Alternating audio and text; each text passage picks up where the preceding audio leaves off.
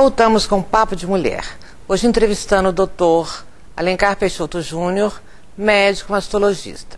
O tema abordado de hoje é câncer de mama. Doutor Alencar, vamos falar de como e quando se faz esse diagnóstico. Vera, isso é importante, mas muito importante.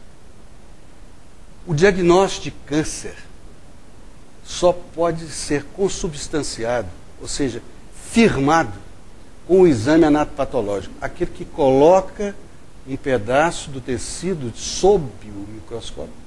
E o patologista que é treinado a fazer o diagnóstico define se é ou não câncer. Os exames radiológicos, os exames de ultrassom, todos mostram uma doença. Mas quem faz o diagnóstico de câncer é o patologista. Então, a mulher que tem uma suspeita de um nódulo, uma suspeita de uma doença qualquer de mama, deve procurar o médico para confirmar o diagnóstico.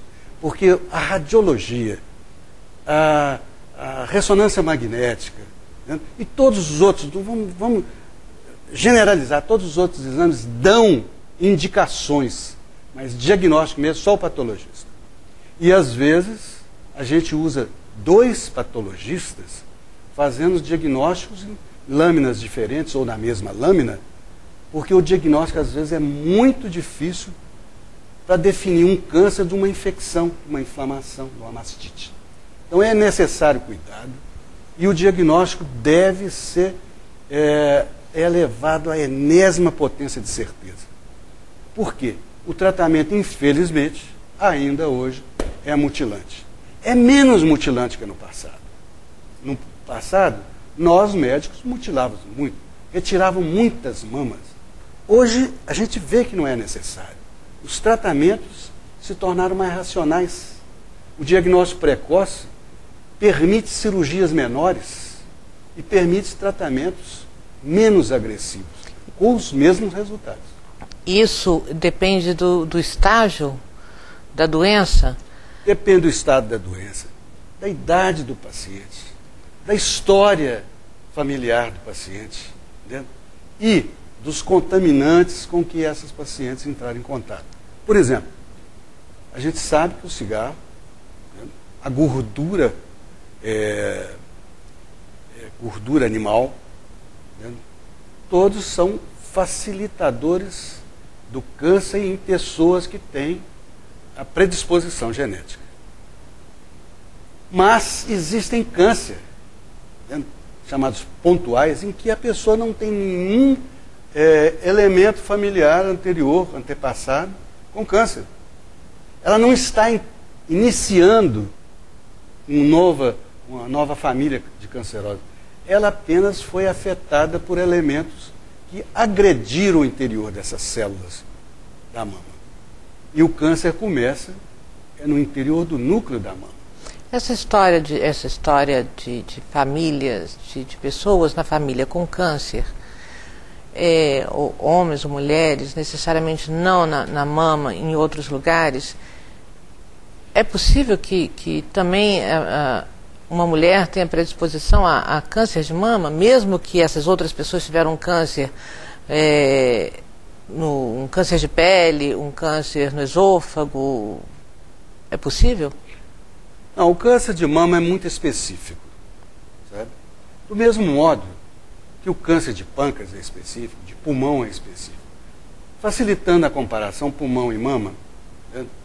A pessoa que tem uma tendência genética por câncer de pulmão é semelhante à pessoa que tem uma tendência genética a um câncer de mama. No caso do câncer de pulmão, se ela não fumar, não entrar em contato com poluição, né, ela não agride a segunda parte das células, do interior das suas células. Né? O cromossoma ele tem dois ramos. O componente genético fica num dos ramos e a agressão pode, né, agressão externa, com agentes químicos, tintas de cabelo, poluentes dos alimentos, podem agredir ou aquele mesmo ramo ou o ramo paralelo. Aí forma-se um cromossoma diferente da sua herança genética. Esse que é o câncer. é um status de mutação de um cromossomo. Então, ela mudou esse interior da sua célula, essa célula começa então a progredir como se fosse um elemento estranho dentro do corpo. O câncer são células que perderam a função básica daquele tecido. Isso é que é o câncer. Pode acontecer que o próprio organismo reconheça, e o organismo reconhece o câncer, possa combater essa alteração genética do cromossomo. Pode ser que o organismo possa combater a condição de novo agregado de doença. E pode acontecer, então, a regressão do câncer. Ouve-se falar muito, fulano teve um diagnóstico de câncer e sarou. É possível. É difícil que aconteça. Estatisticamente é difícil que acontecer. Mas acontece. Acontece. Mas a gente tem que lembrar sempre que a medicina progride e a tendência hoje dos tratamentos e no futuro vai ser agir ali, no núcleo da célula, ajudando o corpo, veja bem, ajudando o corpo a combater uma doença gravíssima no próprio núcleo da célula. Essa é a tendência do tratamento atual. Doutor Alencar, no próximo bloco falaremos sobre tratamento. Papo de Mulher volta já.